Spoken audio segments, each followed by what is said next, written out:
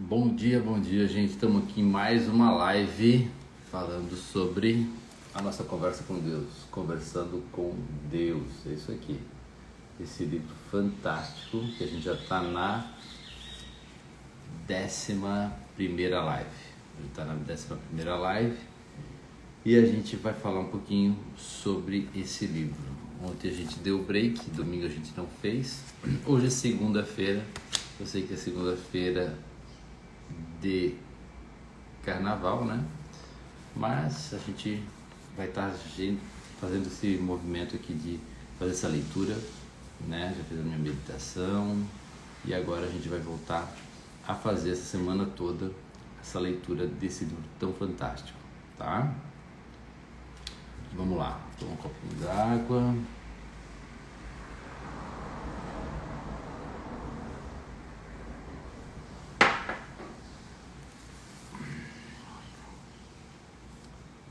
Vamos lá, vamos começar a ler então. Um verdadeiro mestre não renuncia a algo, simplesmente o põe de lado, como faria com qualquer objeto que não lhe fosse mais útil. Há pessoas que dizem que você deve dominar os seus desejos. Eu digo que deve apenas mudá-los. Na primeira vez, isso parece ser uma disciplina rigorosa. Na segunda, um exercício agradável. Há pessoas que dizem que para conhecer Deus você deve resistir a todas as paixões terrenas. Todavia, compreendê-las e aceitá-las é o suficiente. Aquilo a que você resiste perdura. As coisas para as quais olha desaparecem. Bom dia, Patrícia. As pessoas que realmente tentam resistir a todas as paixões terrenas com frequência se esforçam tanto para atingir esse objetivo que poderia ser dito que isso se torna sua paixão. Elas têm uma paixão por Deus, um desejo profundo de conhecê-lo. Mas paixão é paixão, e trocar uma por outra não a exclui. Por isso, não julgue as situações pelas quais tem paixão, simplesmente as observe. E depois veja se são úteis para você, dado quem é e o que deseja ser. Lembre-se de que está sempre se criando, decidindo quem e o que você é. Você decide isso em grande parte através das escolhas que faz, quando, a quem ou o que desperta a sua paixão. Frequentemente, uma pessoa no que você chama de caminho espiritual parece ter renunciado a todas as paixões terrenas e humanas. O que ela fez foi compreender isso, dar-se conta da ilusão e pôr de lado as paixões que não lhe são úteis, o tempo todo apreciando a ilusão pelo que lhe proporcionou a chance de ser totalmente livre. Paixão é amar, transformar, ser em ação. É o combustível da máquina da criação, transformar conceitos em experiências. Paixão é o estímulo que nos leva a expressar quem realmente somos. Nunca negue a paixão, por isso é negar quem você é e quem realmente deseja ser. Quem renuncia nunca nega a paixão. Simplesmente nega a preocupação com os resultados. Paixão é gostar de fazer. Fazer é ser como experiência. Contudo, o que é experimentalmente criado como parte do fazer? Expectativas. Viver sem expectativas, sem necessidades de resultados específicos é liberdade, santidade. É como eu vivo. O Senhor não se preocupa com os resultados? Absolutamente não. Eu me alegro com o que crio, não com os resultados. A renúncia não é uma decisão de negar a ação, mas sim de negar a necessidade de um determinado resultado. Há uma grande diferença. O Senhor poderia explicar o que quer dizer com a frase paixão é amar, transformar ser em ação? O ser é o estado mais elevado da existência. é a mais pura essência. É o aspecto agora, não agora, tudo, não tudo, sempre, nunca Deus. Puro ser é pura divindade, porém, nunca foi suficiente para nós apenas sermos. Sempre ansiamos por experimentar quem somos, e isso exige todo um outro aspecto da divindade, chamado fazer. Vamos dizer que você é, na parte central do seu maravilhoso eu, o aspecto da divindade chamado de amor. A propósito, essa é a verdade em relação a você. Mas uma coisa é ser amor e outra é fazer algo amoroso. A alma anseia por fazer algo relativo ao que é, para poder conhecer-se experimentalmente. Por isso procura realizar a sua ideia mais elevada através da ação. Essa ânsia por fazer isso é chamada de paixão. Suprima a paixão e suprimirá Deus. A paixão é Deus querendo dizer olá. Mas veja bem, quando Deus ou Deus em você tem uma atitude amorosa, Ele se realiza e não precisa de mais nada.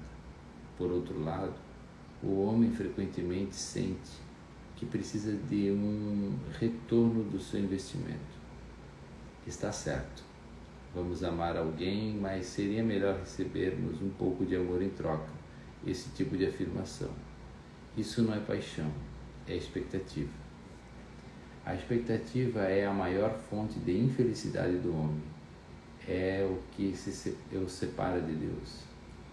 Quem renuncia tenta acabar com essa separação através da experiência que alguns místicos orientais chamaram de samadhi. Isto é, ser um só com Deus, uma fusão com a divindade. Por conseguinte, ele renuncia aos resultados, mas nunca à paixão. De fato, o mestre sabe intuitivamente que aquela paixão é o caminho para a realização pessoal. Mesmo em termos terrenos, pode ser dito que se você não tem uma paixão por alguma coisa, não tem vida. O Senhor disse que aquilo a que você resiste perdura, e as coisas para as quais desaparecem podem. O Senhor disse que aquilo a que você resiste perdura, e as coisas para as quais olha desaparecem. Pode explicar isso? Você não pode resistir a algo que não admite que é real. O ato de resistir a alguma coisa é o ato de admitir a sua existência. Quando você resiste a ela, torna real. Quanto mais resiste, mais a torna real, seja qual for o objeto de sua resistência. Quando você abre os olhos e olha para ele, desaparece, isto é, perde a sua forma ilusória. Se você realmente olhar para um determinado objeto, verá através dele e de qualquer ilusão que represente para você, deixando apenas à mostra a realidade máxima. Diante da realidade máxima, sua pequena ilusão não tem poder, não pode mais dominá-la. Você vê a verdade em relação a ela, e a verdade liberta. Mas e se eu não quiser que o objeto para o qual estou olhando desapareça? Você deveria sempre querer.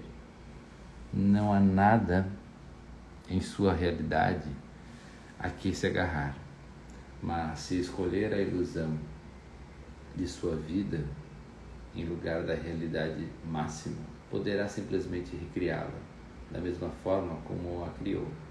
Desse modo, poderá ter em sua vida o que escolher, eliminando o que não deseja mais experimentar. Porém, nunca resista a coisa alguma. Se achar que é através de sua resistência a eliminará, pense novamente. Você só a plantaria mais firmemente no lugar. já não lhe disse que todo pensamento é criativo? Até mesmo um pensamento a respeito de que não desejo alguma coisa. Até mesmo um pensamento de que não deseja alguma coisa, se não deseja, por que pensa nela? Não lhe dedique um segundo pensamento. Porém, se tiver de pensar nela, isto é, se não conseguir não pensar, não resista a esse pensamento. Em vez disso, olhe diretamente para o que quer que seja, aceite a realidade como sua criação. Então escolha mantê-la ou não, como desejar. O que te determina essa escolha? Quem e o que você acha que é? É quem e o que escolhe ser. Isso determina todas as escolhas que você já fez e fará em sua vida. E então, a vida de quem renuncia é um caminho errado? Isso não é uma verdade. A palavra renunciar tem um significado que não é correto. Na verdade, você não pode renunciar a coisa alguma, porque aquilo que resiste perdura. O verdadeiro renunciante não renuncia, apenas faz outra escolha. Isso é um ato de ir em direção a algo, não de afastar-se de algo. Você não pode afastar-se de um objeto, porque ele o perseguirá. Por isso, não resista à tentação. Apenas volte-se para mim, não para algo que é diferente de mim. Mas saiba que não há um caminho errado, porque nessa jornada é impossível você não chegar em seu destino. É apenas uma questão de rapidez, de quando chegará lá. Mas até isso é uma ilusão, porque não existe o quando, antes ou depois, só existe o agora, um momento eterno em que você se experimenta. Então, qual é o objetivo da vida? Se é impossível não, entre aspas, chegar lá, por que deveríamos nos preocupar com o que fazemos?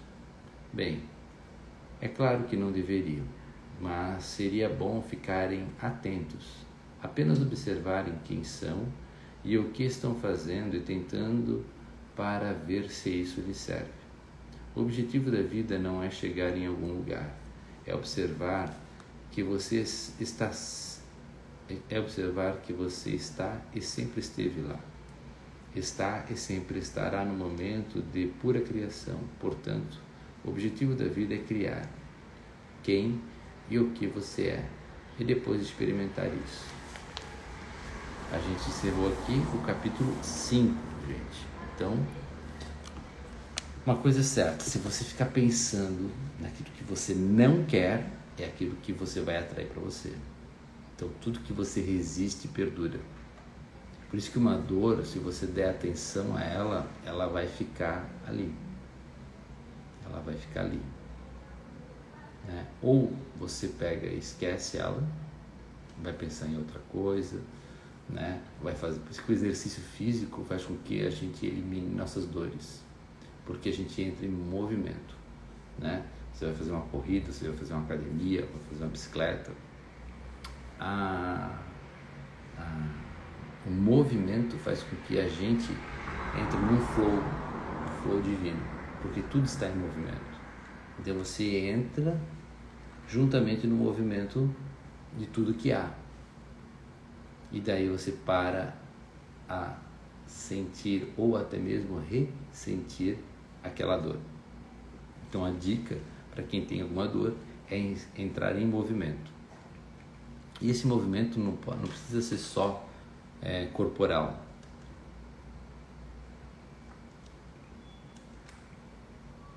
Né? Esse movimento ele pode ser intelectual, esse movimento ele pode ser social. Né? Então a gente tem várias maneiras de entrar em movimento, né? Criando grupos, participando de grupos, né? Começando a ler um bom livro, né? Um livro que te agregue, né? Então tudo isso são movimentos que você vai colocando na sua vida, onde você vai fazendo o quê? vai deixando de fazer certas coisas e vai começando a fazer outras. Bom dia, Dona Inês. E esse deixar de fazer certas coisas e fazer outras vai deixando o quê? De ressentir aquilo que você sentia, que normalmente, pelo nosso padrão vibracional aqui na Terra, é de dor, né? Cheio de dores, dores ancestrais, dores de uma infância, né? Onde um eu não conseguia se colocar como um ser amado, né? Então, dentro disso, eu falo para você, pegue tudo aquilo que você tem dor e escreva, e olhe para aquilo, né? Porque o fato de você não olhar, você vai estar carregando, é que nem uma sombra. Olhe para aquilo e fala assim, o que eu vou ter como resultado? Ficar pensando nisso. Eu vou ter mágoa, eu vou ter tristeza, eu vou ter melancolia, né? O que eu posso fazer para fazer isso diferente? Tem alguma coisa que eu possa fazer? Não tem nada que eu possa fazer. Um exemplo, vamos dizer que você tem um ressentimento com uma pessoa que já faleceu, né? É difícil falar, o que tu pode fazer, né? Não tem como lá falar com a pessoa, né? Pode fazer uma apometria, né? Vai ser muito bom, tá? Eu indico muito, eu fiz, gente, fantástico, né? Como esse lado espiritual auxilia a gente, né? A ter uma vida diferente, uma vida mais feliz, uma vida mais... Porque a gente é um ser trino. Jesus, né? Deus fala aqui, nós somos um ser trino. Nós temos um corpo, uma mente e um espírito. Então a gente opera no espírito, na mente e no corpo. Aqui a gente está trabalhando o quê? Aqui a gente está trabalhando muito ao lado mental. Eu estou falando com vocês, eu estou lendo, estou intelectualizando, né? Fazendo o que? Vibrar o espírito e vibrar o que? O corpo. Toda palavra que eu falo, o corpo vibra. Se eu falo palavras que vão engrandecer, que vão criar uma harmonia, meu corpo vai vibrar a harmonia, né? Até no meu livro aqui, o Avivamento da Alegria, eu dou várias explicações sobre isso, sobre o poder da palavra, né? Da vibração aqui, ó. Aqui fala sobre, aqui algumas ilustrações sobre a molécula da água e quando a gente tem ódio, como fica a nossa molécula, né? Quando a gente fica, quando a gente faz uma oração, né?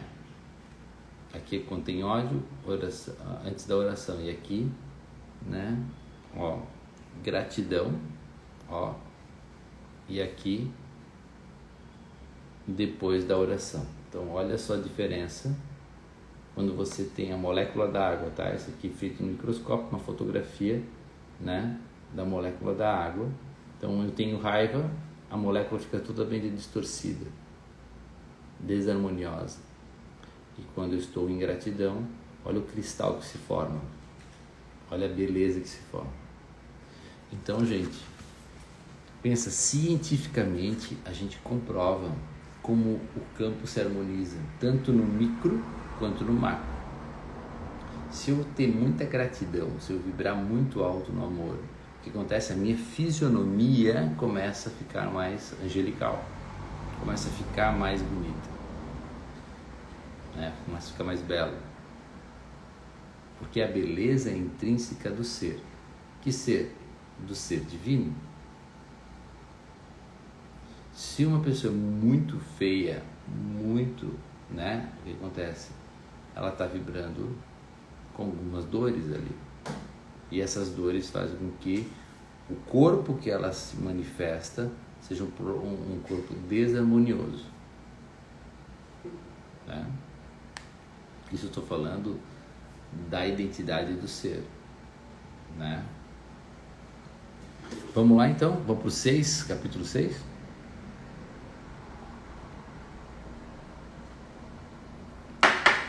Vamos lá.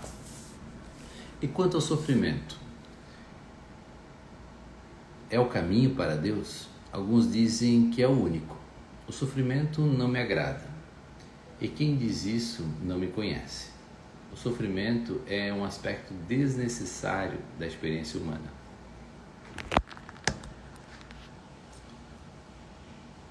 Não só é desnecessário, como também é desagradável e nocivo para a saúde. Porque todo o sofrimento, ele vem o que? Ele vem e ele nasce da resistência, gente. Né? Eu quero resistir, eu estou apegado àquilo, então eu sofro com aquilo. Né? Um exemplo, você tem um cachorrinho, o cachorrinho morre. Você sabe que aquele cachorro vai morrer. Nenhum cachorro dura mais do que 20 anos, né? E você sofre com aquilo, né? Você sofre com aquela experiência de perder um ser que você gostava muito da companhia. Um ser humano, você sabe que todo mundo vai morrer. Mas quando morre alguém, você sente, você sofre, né? Então, um dos grandes sofrimentos do ser humano é o apego. Tá? É o apego, seja por pessoas, situações, lugares ou fatos. Então, por que existe tanto sofrimento? Por que o Senhor, que é Deus, não acaba com ele? Se eu detesta tanto, eu já acabei. Vocês simplesmente se recusam a usar os meios que eu lhes dei para fazerem isso. O sofrimento não tem nada a ver com os eventos, é apenas a reação das pessoas a eles. O que está acontecendo é apenas o que está acontecendo. Como vocês reagem a isso é outra questão. Eu lhes dei os meios para reagir aos eventos de um modo que diminui, de fato, elimina o sofrimento, mas vocês não usaram. Desculpe-me, mas por que não eliminar os eventos?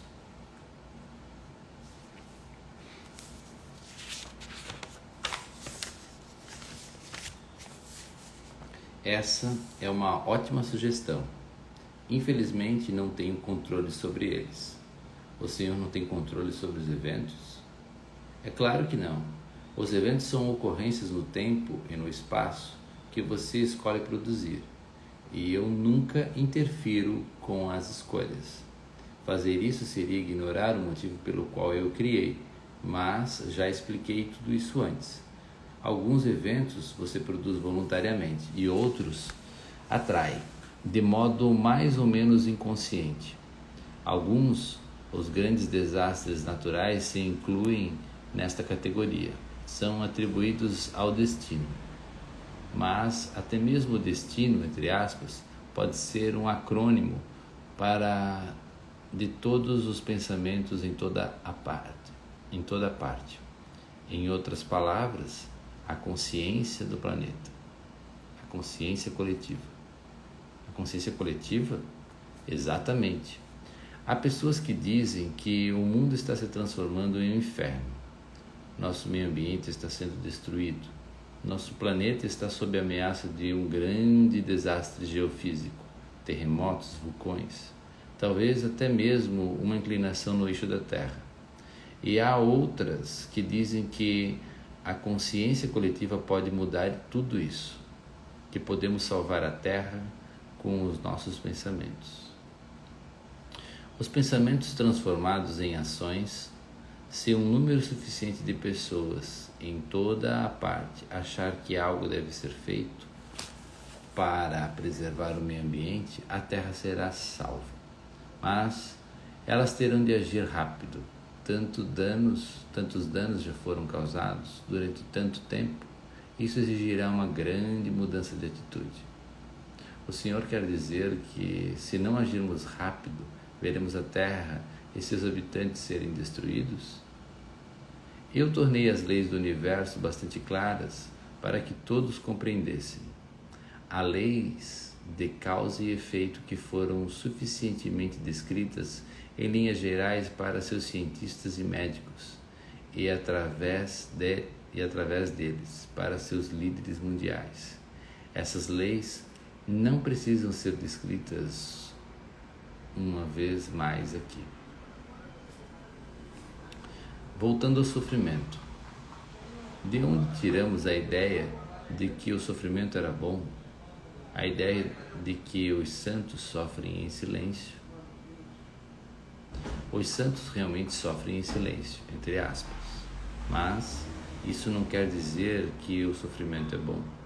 Os discípulos na escola do Mestre sofrem em silêncio porque compreendem que o sofrimento não é a vontade de Deus, mas, em vez disso, é um claro sinal de que ainda há algo a aprender a esse respeito, a lembrar.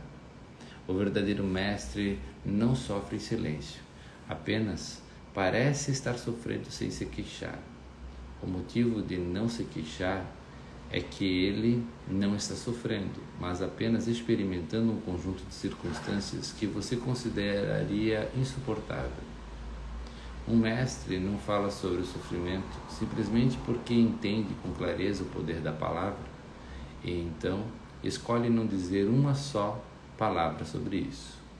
Nós tornamos real aquilo a que prestamos atenção. O mestre tem conhecimento desse fato e escolhe o que deseja tornar real. Então a gente fica, muitas vezes falando sobre o sofrimento, quem sofre mais, tem aquela briga que a gente fica, porque eu sofri tanto, porque eu sofri isso, porque eu sofri aquilo. Então assim, um mestre, ele não fica falando sobre isso, ele fica falando sobre o que realmente ele quer viver na vida dele, sobre as próximas etapas. Às vezes ele pode fazer um relato, sobre algum sofrimento, sobre alguma coisa, mas é um relato sem um apego também, porque a palavra, ela tem força criadora, então assim, toda vida que eu falo, eu estou criando. Então se eu falo aquilo que eu não quero mais viver, o que acontece? Estou criando, estou reverberando no universo maneiras de fazer aquilo que eu não quero que acontecer, porque eu estou falando sobre aquilo, entendeu? Por isso que o primeiro passo é ser, depois fazer e depois ter. Esse é o caminho da sincronicidade, aonde você vai fazer com que toda a criatividade do divino em você crie-se com coerência. Essa coerência faz com que você tenha muita força vibracional, um campo de energia onde você vai fazer a atração e vai repelir também quem não estiver em ressonância com você. Vamos lá.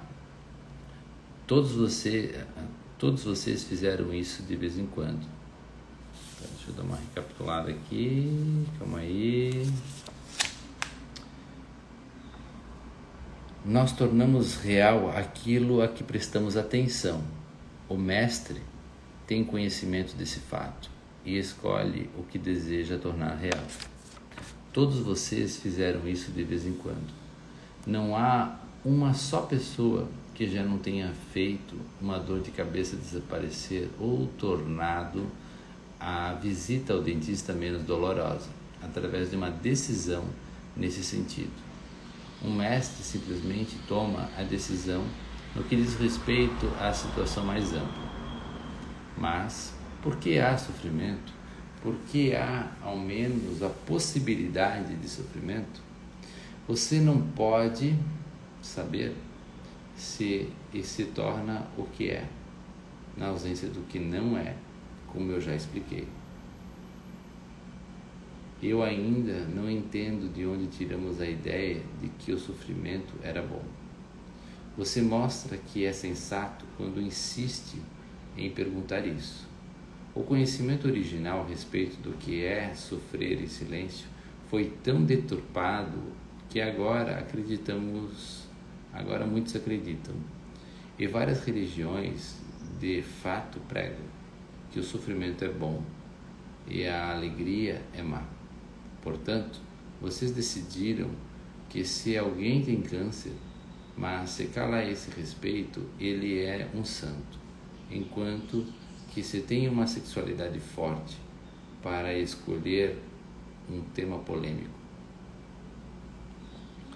e a manifestação abertamente, ela é uma pecadora.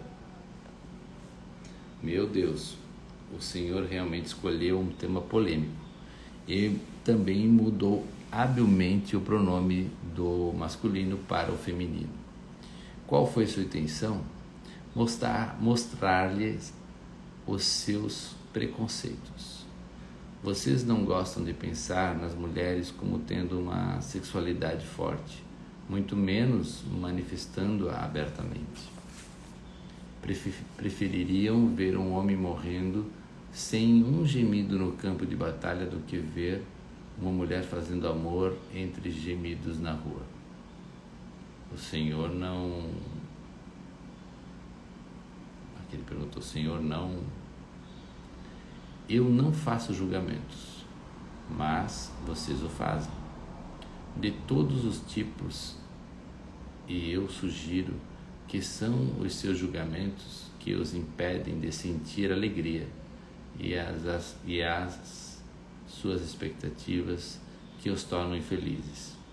Tudo isso junto é o que causa mal-estar, e aí começa o seu sofrimento. Como posso saber que o Senhor está dizendo a verdade? Como posso saber que é Deus quem está falando e não minha imaginação muito fértil? Você já fez esta pergunta. Minha resposta é a mesma. Que diferença isso faz? Mesmo se tudo que eu dissesse for errado, você pode pensar em um modo melhor de viver? Não. Então, errado é certo e certo é errado. Eu lhe digo isto para ajudá-lo a enfrentar o seu dilema. Não acredite em nada do que eu falo. Simplesmente viva e experimente isso. Depois viva qualquer outro paradigma que queira criar. A seguir, olhe para a sua experiência para descobrir a sua verdade. Um dia, se você tiver muita coragem, experimentará um mundo em que fazer amor será considerado melhor do que fazer guerra. Nesse dia, você se rejubilará. Olha aí, gente.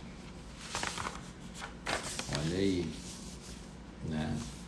A gente acha que morrer no campo de batalha, né? Ele falou aqui, deu um exemplo, entre gemidos é mais valoroso do que, né, uma mulher gemer fazendo sexo, né? Uma entrega total. Porque os nossos preconceitos fazem com que a gente tenha uma distorção, né? Tem uma distorção do que é a realidade dentro da verdade. A gente encerrou o capítulo 7 a 6. Tá? E agora a gente vai adentrar ao capítulo 7. A vida é tão assustadora, é tão confusa. Eu gostaria que as verdades pudessem ser mais claras. Não há nada de assustador na vida, se você não se preocupar com os resultados. Olha só, vou repetir. Não há nada de assustador na vida, se você não se preocupar com os resultados. Olha só, gente, que potência isso, né? A gente às vezes fica se perguntando, meu Deus, mas se eu fizer isso, vai acontecer aquilo, né? Então, eu sempre digo assim, aquilo que você vai fazer, aquela vontade que você tem de fazer, aquilo vai gerar liberdade, é um ato de amor e pode gerar alegria, são atributos do divino. Vai sem medo, né? Qualquer um desses pilares, se não tiver, daí você não faz. Tipo, você vai falar uma notícia para alguém, essa é uma verdade, ela está carregada de amor, e ela vai gerar alegria, tanto nessa pessoa que você está falando, quanto nas pessoas ao redor, ou até mesmo daquela pessoa que você está falando, então você vai falar. Não vai gerar alegria, ela vai gerar uma desarmonia. Então você vai ficar quieto, né? Você vai ficar quieto. Você também não vai fazer essa ação, porque você é força criativa, tá? E você está aqui justamente para ter o que? A experiência do seu eu mais elevado, né? A grande ânsia de Deus é por você se manifestar como o ser mais elevado em cada situação. E as situações vão exigir de nós uma presença firme, uma presença em cima do amor. Porque as situações que ocorrem aqui na terceira dimensão desse planeta, às vezes te levam a ter experiências do que você não é, para você olhar e falar assim, opa, eu não sou isso. Tipo, eu tô com raiva, né? Tô com ódio daquela pessoa, eu quero matar aquela pessoa, eu quero destruir aquela pessoa, quero fazer algo de ruim.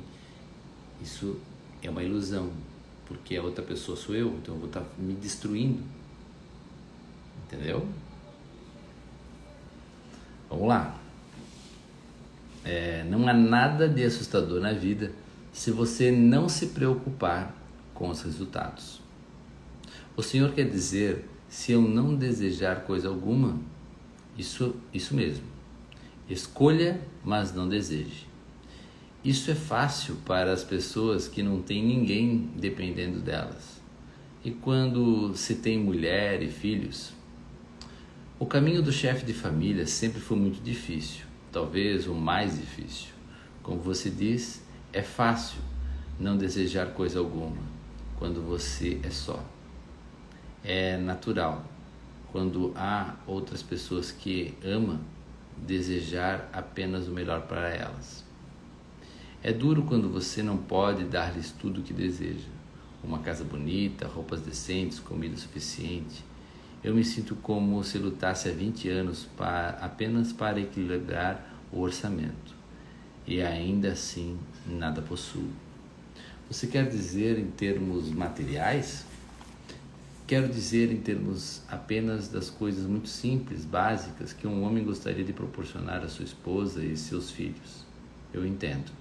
Você considera seu dever proporcionar-lhes essas dádivas? Imagina que esse é o seu objetivo na vida. Eu não sei se colocaria isso dessa forma.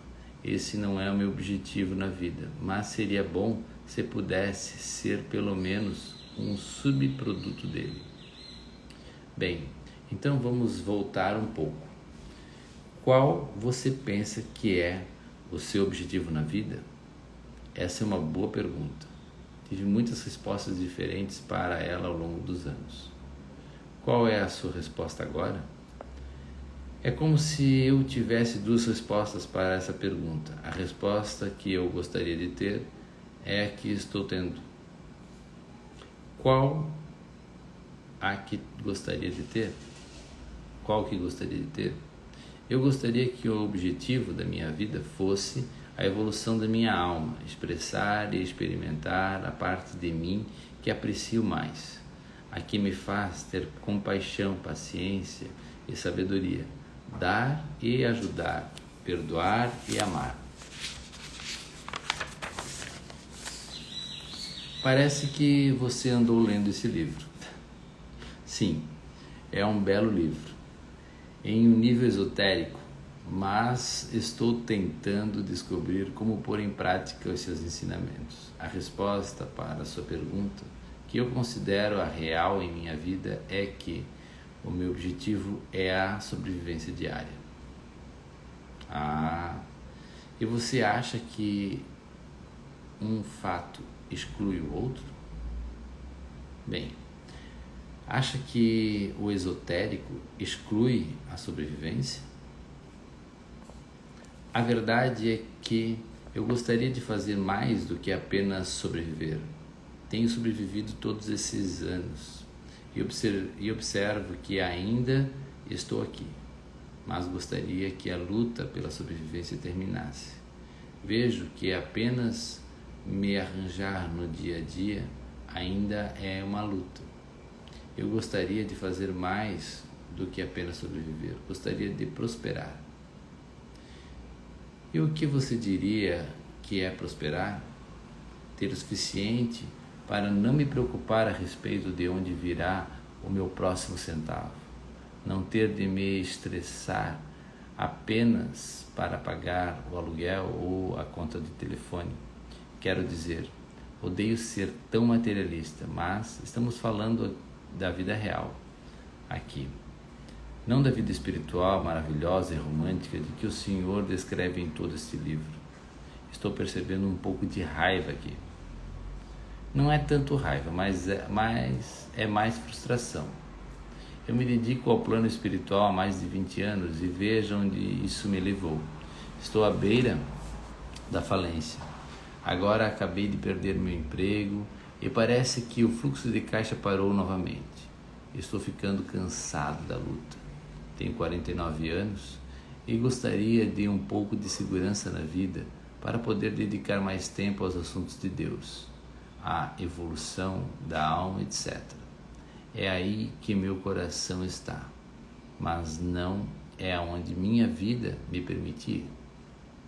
Bem, você disse algo muito importante e acho que falou em nome de muitas pessoas quando partilhou essa experiência.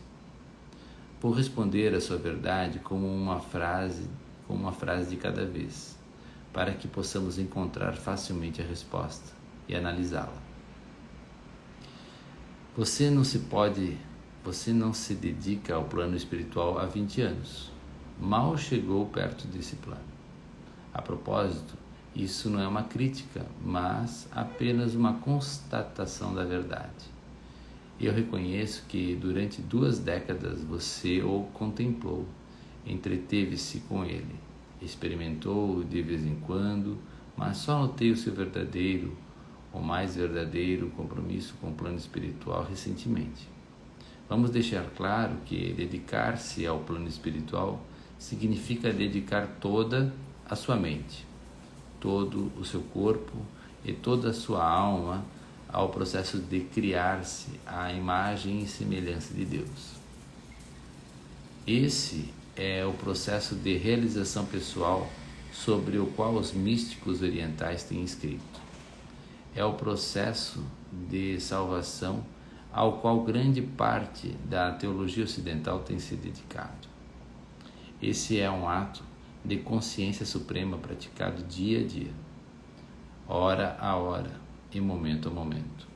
É uma nova escolha a cada instante, uma criação contínua, consciente, com um objetivo. É usar os meios de criação que já discutimos com consciência e intenção sublime. Isso é dedicar-se ao plano espiritual. Agora, há quanto tempo você se dedica a esse plano? Ainda nem comecei a me dedicar. A gente fica falando, muitas vezes, não me dedico, eu faço isso aqui, mas o que você realmente está fazendo com uma entrega dos 3 corpos, do corpo, da tua mente e do teu espírito, Essa entrega, essa totalidade, Bom dia, Poliane, Essa entrega total, à espiritualidade, a Deus.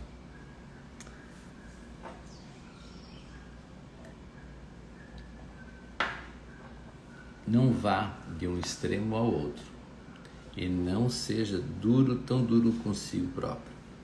Você tem se dedicado a esse processo, de fato, mas mais do que imagina. Mas não o faz há 20 anos, ou algo perto disso. Contudo, a verdade é que o tempo aí não importa. Você está se dedicando ao plano espiritual agora. Isso é tudo que importa. Vamos continuar com a sua frase. Você pede que eu veja aonde isso o levou. e se descreve como à beira da falência. Eu olho para você e vejo uma realidade muito diferente. Vejo uma pessoa que está à beira da riqueza. Você acha que foi recompensado com o esquecimento, e eu vejo recompensado com o nirvana. Mas é claro que muita coisa depende do que você considera como sua recompensa e do objetivo que pretende atingir com o seu trabalho. Se o objetivo da sua vida é obter o que chama de segurança, eu entendo porque acha que está à beira da falência. Entretanto, até mesmo essa avaliação é discutível, porque a minha recompensa atrai para você todas as coisas boas, inclusive a experiência de se sentir seguro no mundo material. Minha recompensa, o pagamento que você recebe quando trabalha para mim, fornece muito mais do que conforto espiritual. Você também pode ter conforto material. No entanto, a parte irônica de tudo isso é que, quando você experimenta o tipo de conforto espiritual que meu pagamento proporciona, a última coisa com que se preocupará é o conforto material. Você não se preocupará mais nem mesmo com o conforto material dos membros da sua família, porque quando atingir um nível de consciência de Deus, compreenderá que não é responsável por nenhuma outra alma humana, e que, embora seja louvável desejar que todas as almas vivam confortavelmente, cada uma delas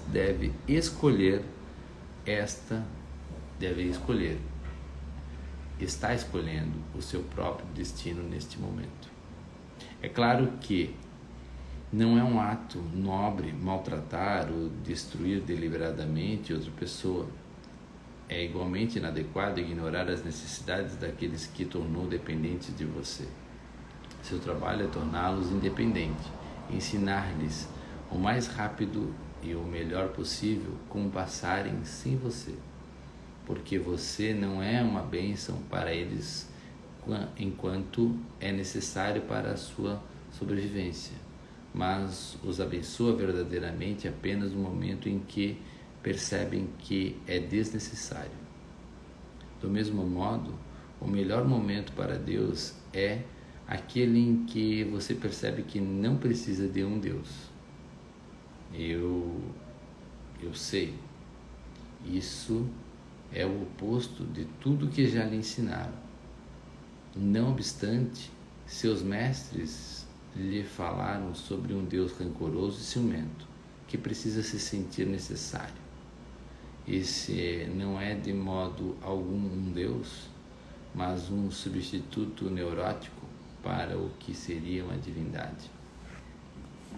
O verdadeiro mestre não é aquele que tem mais discípulos, mas aquele que forma mais mestres. O verdadeiro líder não é aquele que tem mais seguidores, mas aquele que forma mais líderes. O verdadeiro rei não é aquele que tem mais súditos, mas aquele que confere dignidade real a mais pessoas. O verdadeiro professor não é aquele que tem mais conhecimento, mas aquele que o transmite a mais alunos. E o verdadeiro Deus não é aquele que tem mais servos, mas aquele que serve mais. Portanto, assim deuses todas as outras pessoas,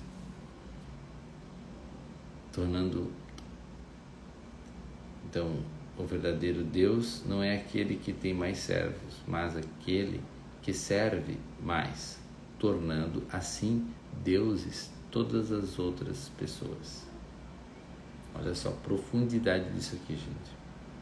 O verdadeiro professor não é aquele que tem mais conhecimento, mas é aquele que transmite a mais alunos. De nada, oi Rosilene, bom dia. De nada adianta eu ter muitos conhecimentos, né? Por exemplo, eu tenho muito conhecimento em várias áreas, né? Várias. Mas se eu não falar nada para ninguém, do que adianta? Eu vou ser um bom professor? Não. Às vezes eu sei pouco, mas com o pouco que eu sei, eu consigo fazer o quê? Consigo passar isso adiante.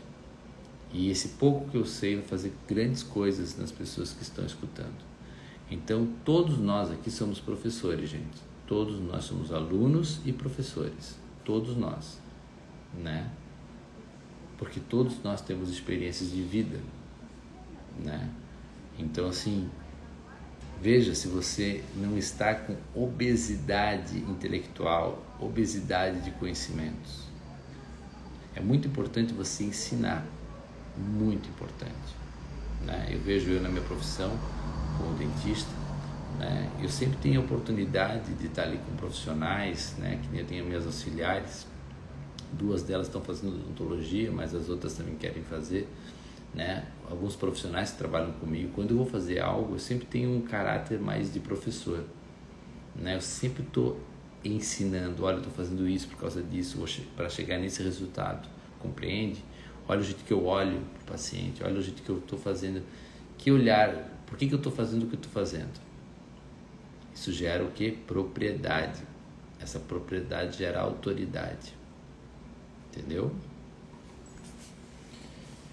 Vamos lá.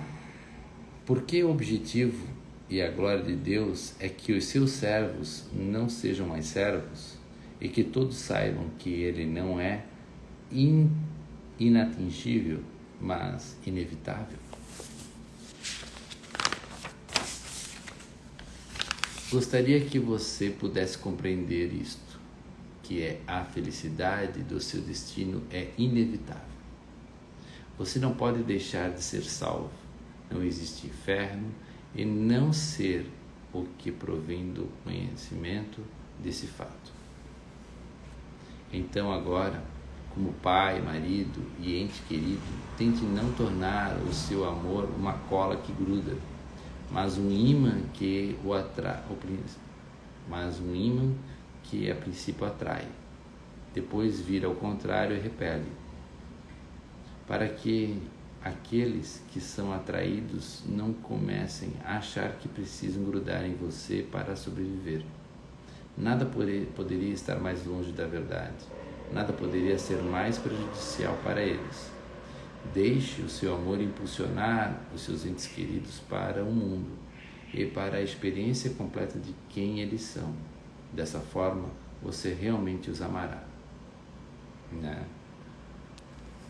O caminho do chefe da família é um grande desafio. Há muitas distrações, muitas preocupações terrenas. O místico não se preocupa com nada disso. Alguém lhe leva o pão, a água e a humilde esteira onde se deitará. Assim, ele pode dedicar todo o seu tempo à oração, à meditação e à contemplação do divino. Como é fácil ver o divino nessas circunstâncias. Mas dê a um homem esposa e filhos. Veja o divino em um bebê que precisa que ele troque as fraldas às 3 horas da manhã, em uma conta que tem de ser paga no primeiro dia do mês. Reconheça a mão de Deus na doença que tira a vida de uma esposa, no emprego que é perdido, na febre de uma criança, no sofrimento de um pai.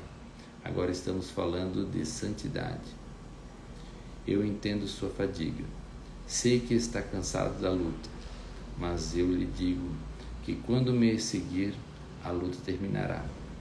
Viva no espaço do seu Deus e todos os eventos se tornarão bênçãos. Olha só, gente. Viva no espaço do seu Deus. Qual é esse espaço? Agora.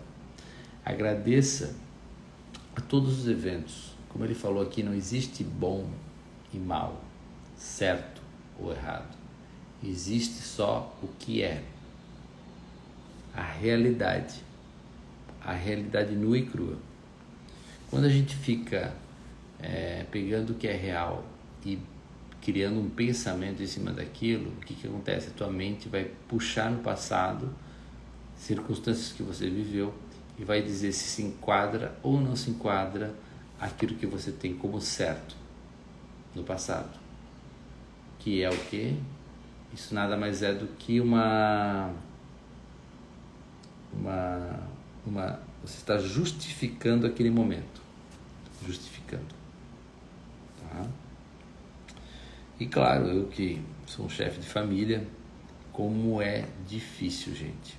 Como é difícil tu conseguir, né, pelas preocupações, né, pelos anseios culturais, pela, né, trazer, né, tenho 2 meninas, né, esposa, empresa, né, então assim, como hoje eu vejo que a gente está dentro desse turbilhão, né, de fazeres, de tem que fazeres, várias coisas, várias circunstâncias, né, é muito mais claro, muito mais fácil, eu vejo, quando tu estás, né, eu fiz vários retiros já, onde você se desloca, né, você sai das pressões, ali você consegue se abrir, se ampliar. Por isso que eu sempre digo, pelo menos uma vez ao ano, gente, pelo menos todos nós deveríamos fazer um retiro. Todos nós deveríamos falar assim, ó, olha, eu vou me recolher, eu vou sair. Esse sair é interessante, você sair do seu núcleo de pessoas que você convive, você sair do lugar que você está, você se desligar, para você conseguir acessar esse eu mais divino, esse eu mais profundo, e observar como que está a sua vida, porque às vezes no olho do furacão, né, no meio da tempestade, você não consegue, então a minha dica, né, porque eu falo isso com propriedade, eu faço isso todos os anos, né, tire esse tempo para você. Ah, mas eu tenho filho, mas eu tenho marido. Não, todo mundo tem uma maneira de fazer. E pense, qual é o bem mais precioso que você tem? A sua vida. Então, tire pelo menos aí alguns dias, uma semana, pelo menos 7 dias aí, por ano, para você fazer uma introspecção, para você se observar, ficar com você mesmo, tá? Olha, eu tenho feito isso vários anos e é muito bom, tá? Você recarrega as baterias, você traz um olhar diferente, né? Você se observa de uma maneira totalmente diferente, né? Porque muitas vezes a gente, né, não dá esse tempo, não tem essa coragem de olhar para dentro, né? A nossa sociedade, ela está cheia de entretenimento, justamente para o quê? Para você não olhar para dentro, para questões suas, né, da sua alma. Então, o que eu quero dizer para você, a gente está aqui nem agora, né? Estamos agora na época de carnaval, né? O que quer dizer carnaval? Né? A carne nada vale, né? Então, assim, muitas pessoas acho que vão se destruir muito, né?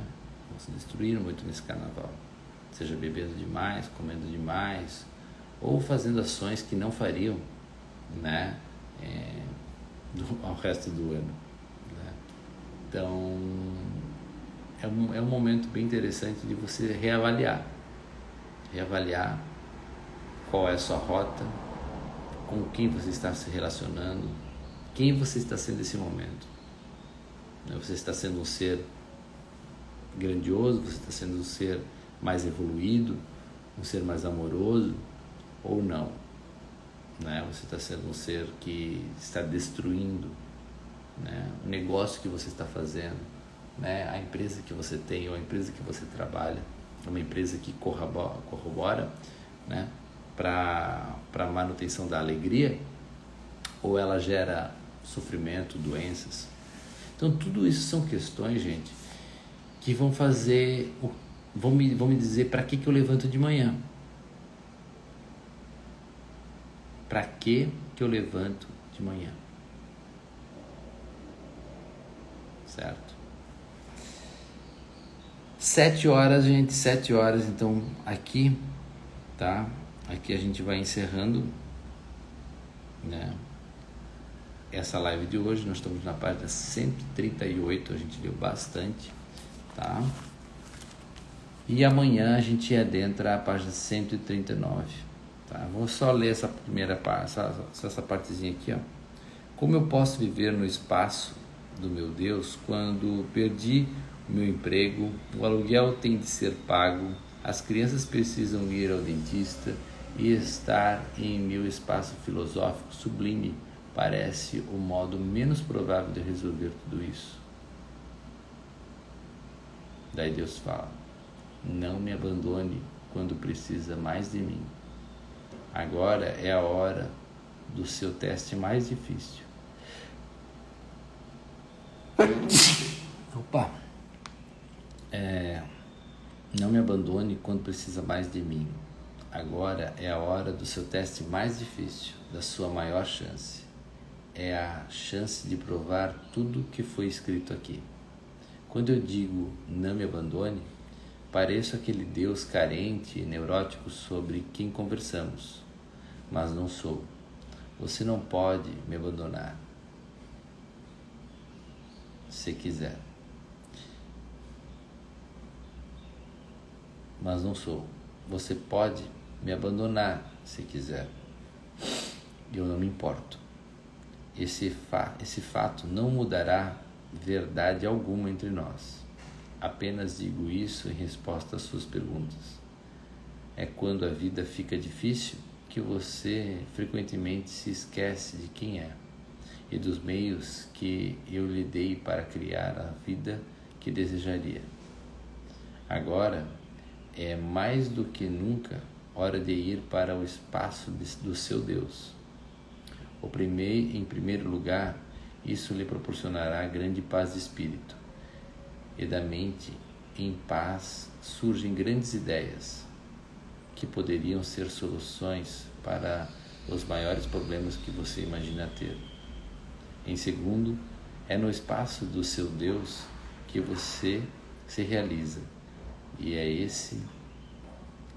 esse é o objetivo, o único objetivo de sua alma. Quando você estiver no espaço do seu Deus, saberá e compreenderá que tudo o que está experimentando agora é transitório. E eu lhe digo que o céu e a terra se extinguirão, mas você não se extinguirá. Essa perspectiva de eternidade o ajuda a ver as coisas com bastante lucidez.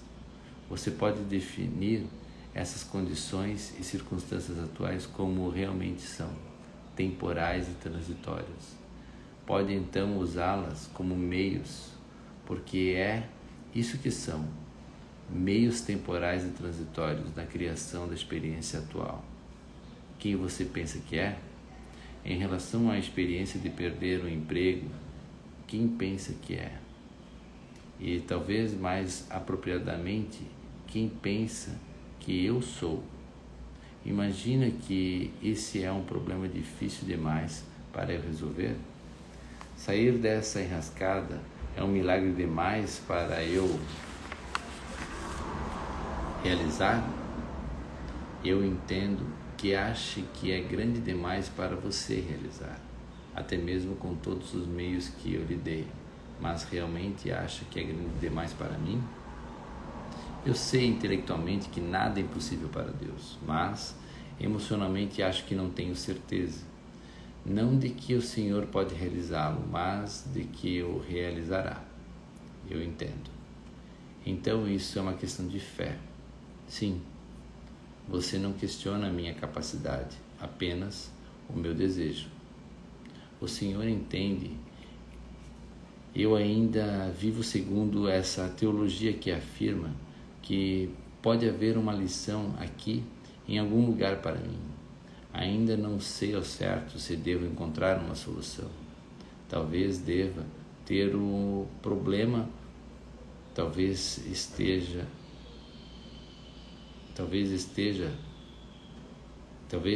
esta seja uma daquelas provas das quais a minha teologia vive falando. Por isso, temo que o problema não possa ser resolvido. Que sejam daqueles que o Senhor vai me deixar enfrentar aqui. Talvez agora seja uma boa hora para lembrar mais uma vez de como eu interajo com você, porque você acha que isso depende do meu desejo e eu lhe digo que depende do seu. Eu lhe desejo o que você deseja Nada mais, nada menos isso.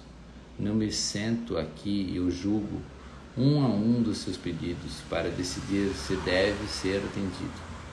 Minha lei é de causa e efeito, não de veremos. Você pode ter tudo o que escolher, mesmo antes de pedir. Eu lhe darei. Acredita nisso? Olha só que potência. Minha lei é de causa e efeito. Você pode ter tudo o que escolher. Mesmo antes de pedir, eu lhe darei. Acredita nisso? Gente, então assim, ó, ele está falando aqui, ó, né? Não me desculpe-me, não desculpe-me. Vi muitas orações deixarem de ser atendidas. Não se desculpe, apenas fique com a verdade da sua experiência. Eu entendo, admiro e aprovo isso. Então, gente, paramos aqui na página 141, tá? Vou fechar o livro, senão eu não paro de ler, né? Que são verdades tão transcendentais, são verdades que elas reverberam em todo o teu ser, né? Por isso que eu estou lendo esse livro. É um livro que fez grandes mudanças na minha vida, né? Que me trouxe aonde eu estou hoje, né? Como eu falo,